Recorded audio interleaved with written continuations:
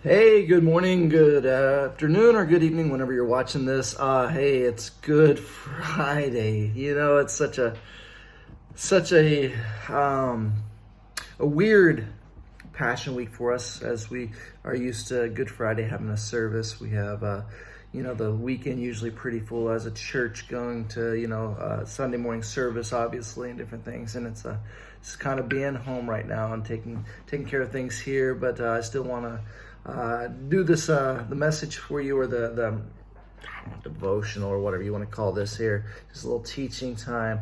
I want to read something for you here quick. I just kind of love this comic. Pastor Lou Bellencourt put this out. It says, has a guy sitting on the ground, little little comic strip cartoon, says, "I hate the term Good Friday." The other guy asks why. He says, "My Lord was hung on the tree of that day." The guy goes, if you were going to be hanged on that day, and he volunteered to take your place, how would you feel? The guy sitting on the ground says, "Good." The other guy walks away and says, "Have a nice day." Why is Good Friday, when it's so black, it's so much, just really, it's a lot of bad. You know what I mean? The disciples that day left that day just so distraught and disheartened. I can only imagine what that Saturday would have been like for all of Jesus's followers after seeing him crucified on the cross. But it's good. It's all good, because it's at that point that that our sins were paid for. It was at that point that our life was made right and clean. Now we see Jesus' resurrection on Resurrection Sunday, show his deity, and the fact that he's defeated it all. Now that's awesome. But today, man, let's remember that. Let's remember what Christ did for us today. We're just going to read a lot today, actually. And once again, this might be a longer video. My apologies. Because I don't think I can, I'll explain some things as we go along, but I can't do justice telling the story as the Bible can, obviously. So we're going to start in Mark 15. 14. Is that right? You got to scroll up here to make sure. Yeah, Mark 14. And we're going to start in verse 53. So we're starting at the end of this. We're going to go on into 15. We're going to read pretty much the whole chapter 15. And so this is where we're going to go today. It says, "They took Jesus to the high priest's home, where the leading priests, the elder, and the teachers of the religious law had gathered. Meanwhile, Peter followed him at a distance and went right into the high priest's courtyard. There he sat with a guard, warming himself by the fire. Inside, the leading priests and the entire high council were trying to find evidence against Jesus so they could put him to death. But they couldn't find anything. Many false witnesses spoke against him, but they contradicted each other. Finally, some men stood up and gave this false testimony. "We heard him say, 'I will destroy the temple made with human hands, and in 3 days I will build another made without human hands.'" Now, see, that's something Jesus said to some degree.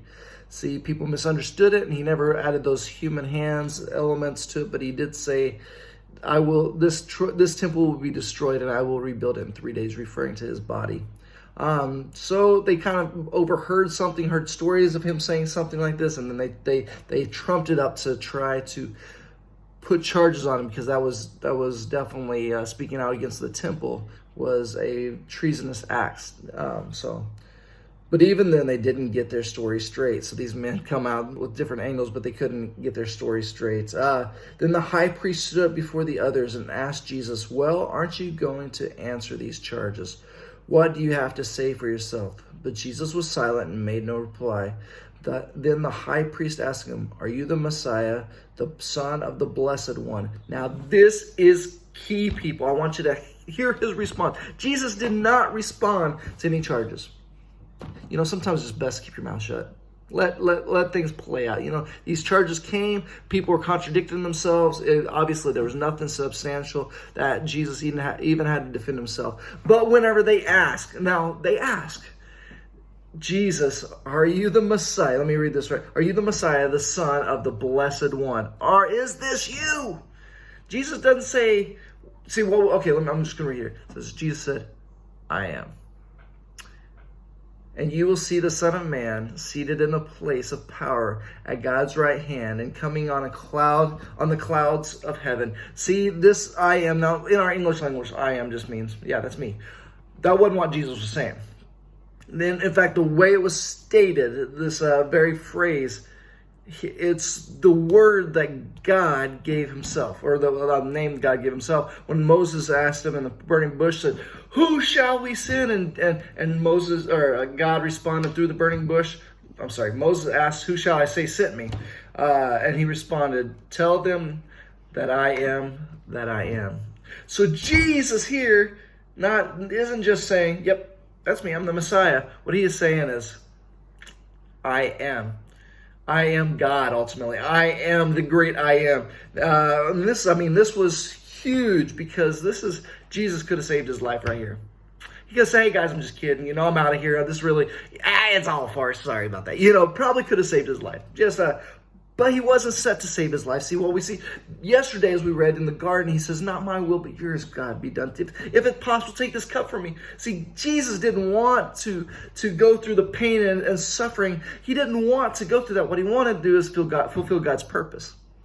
And this is where he said he couldn't deny it. He couldn't just be quiet on this one. He says, "I am. And you will see the Son of Man." Very important, the term Son of Man. I'm not going to get into that. It's a little longer study, but if you go into the book of Daniel and do some reading up, him using the Son of Man is very significant for Jesus and his proclamation to be God. See the Son of Man seated in the place of power at God's right hand and coming on the clouds of heaven. Then the high priest tore his clothes to show his horror and said, "Why do we need any other witnesses? You have all heard his blasphemy. What is your verdict?" Now this is, ask a question if you don't want to hear the answer. He asked a question. Jesus answered him. He didn't like it. The fact is, he was just trying to get him to plead guilty to what he saw as a man-made objection.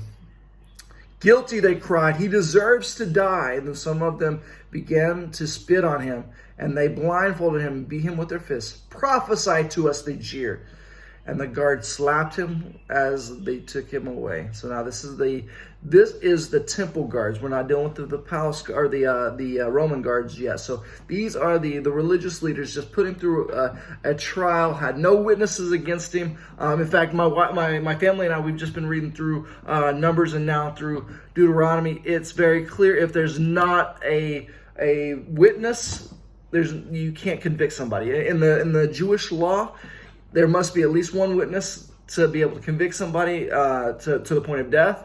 And here they're in this situation where they don't have a single witness that the witnesses have disproved themselves ultimately. So now we're gonna take a jump back to the courtyard. You remember Peter followed them into the courtyard. So we're gonna look at that. It says, "Meanwhile, Peter was in the courtyard below. One of the servant girls who worked for the high priest came by and noticed Peter warming himself at the fire. She looked at him closely.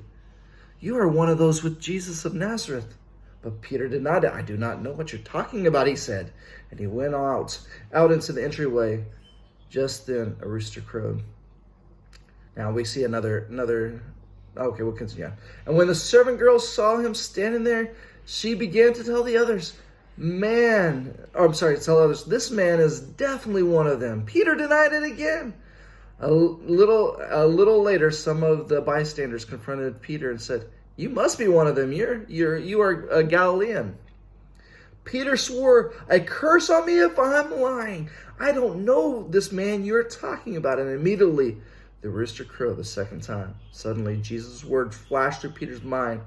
"Before the rooster crows twice, you will deny me 3 times that you even know me." And he broke down and wept. Man, couldn't imagine being in Peter's shoes right there. Could not imagine being in the situation where the thing you promised Jesus you'd never do, and Jesus told you you're going to do it, and then it just happens. Man, in your friend's greatest time of need, you've abandoned him. So we see Jesus go. He goes through the Jewish courts, if you will, the Sanhedrin. He meets now they found him guilty. But the thing is the Romans ruled the land. So the Jewish people was not allowed to put somebody to death. So they have to now take them before Pilate. We're going to start in verse 15. Now you have to understand everything that we started reading last night yesterday from the time he ate the Passover meal was technically Friday because it was after sunset. And so we're looking, this is still Friday. So this has all happened all through the night. Now we're going to be starting in the very early morning of Friday morning. It says, very early in the morning, the leading priests, the elders, and the teachers of the religious law, this is the entire high council, met to discuss their next step. They bound Jesus, led him away, and took him to Pilate, the Roman governor. Pilate asked Jesus, "Are you the king of the Jews?" Jesus replied, "You have said it." But pretty much he's saying, well, looks like you know, don't you? You've obviously got this insight, this information. You have said it, he said. Then the leading priests kept accusing him of many crimes, and Pilate asked him, "Aren't you going to answer them? What about all these charges they are bringing against you?" But Jesus said nothing, much to Pilate's surprise. You know, guilty people are quick to defend themselves, especially if they're trying to get out of it. So be quiet, man. That's a confusing one for a judge. You don't give yourself any. It's not able to read your reactions, your responses. But an innocent person, you would think, would be quick to defend themselves as well.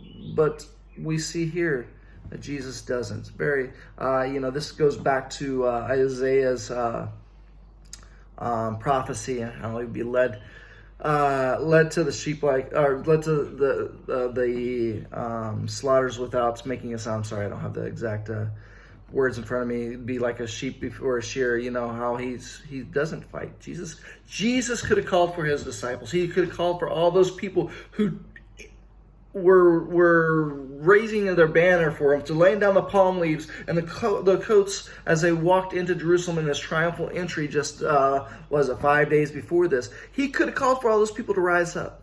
He could have, and then there would have been a rebellion, and probably Jesus would have led the rebellion, and with God's power ultimately overthrown Jerusalem. Things could have been set straight, but this wasn't the purpose Jesus came here for. People looked for him to do this, but this wasn't the purpose he came for. All right, so we're going to pick up in verse 6 of chapter 15. It says, "Now it was the governor's custom each year during the Passover celebration to release a prisoner, anyone the people requested. One of the prisoners at that time was Barabbas, a revolutionary who committed murder in an uprising. The crowd went to Pilate and asked him to release a prisoner as usual. "Would you like me to release to you the king of the Jews?" Pilate asked. For he realized by now that the leading priests had arrested Jesus out of envy. But at this point, the leading priests stirred up the crowd to demand the release of Barabbas instead of Jesus. Pilate asked them, "Then what should I do with this man you call the king of the Jews?" They shouted back, "Crucify him!" "Why?" demanded Pilate. "What crime has he committed?" But the mob roared even louder, "Crucify him! Crucify him!" So to pacify the crowd, Pilate released Barabbas to them.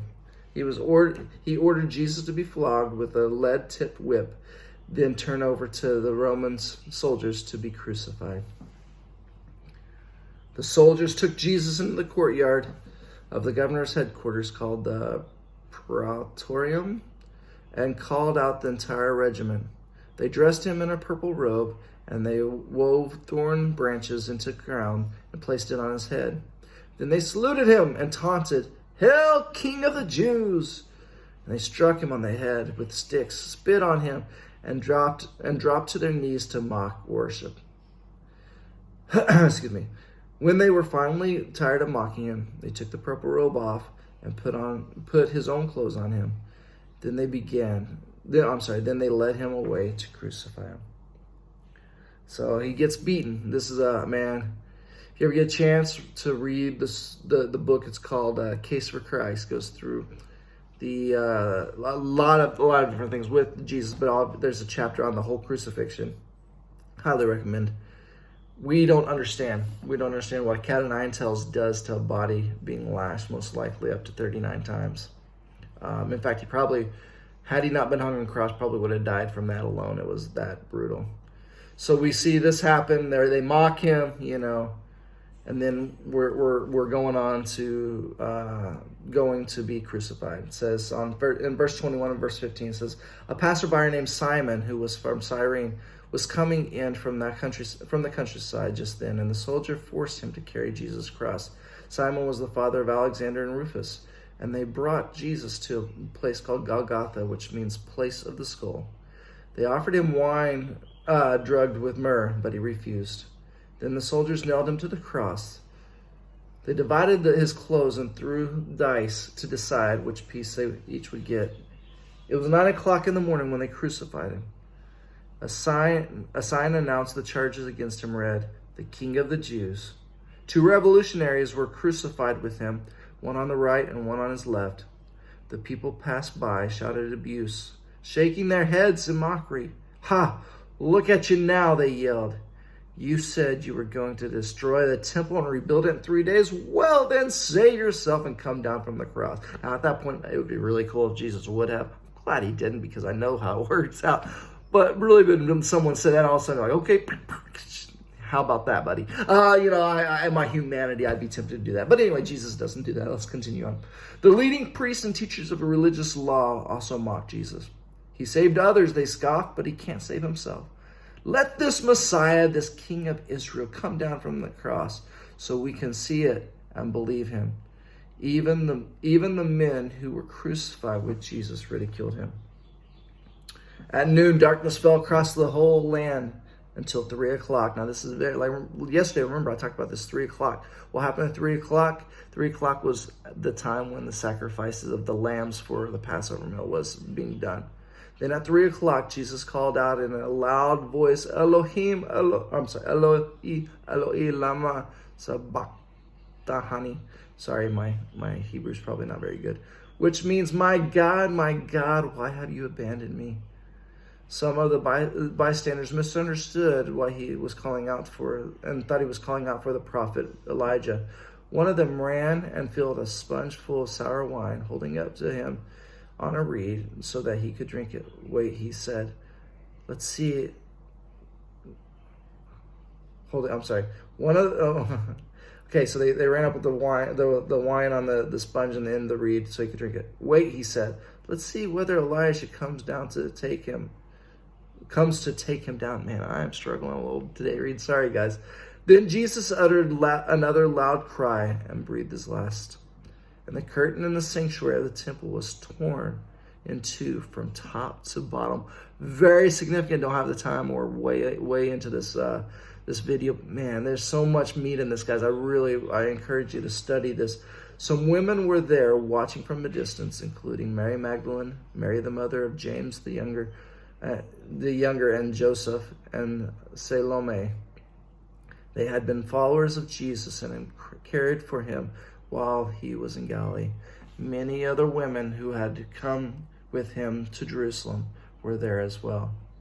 This all happened on Friday, the day of preparation, the day before the Sabbath. As evening approached, Joseph of Arimathea, there we go, I think that's right, took a risk and went to Pilate and asked for Jesus' body.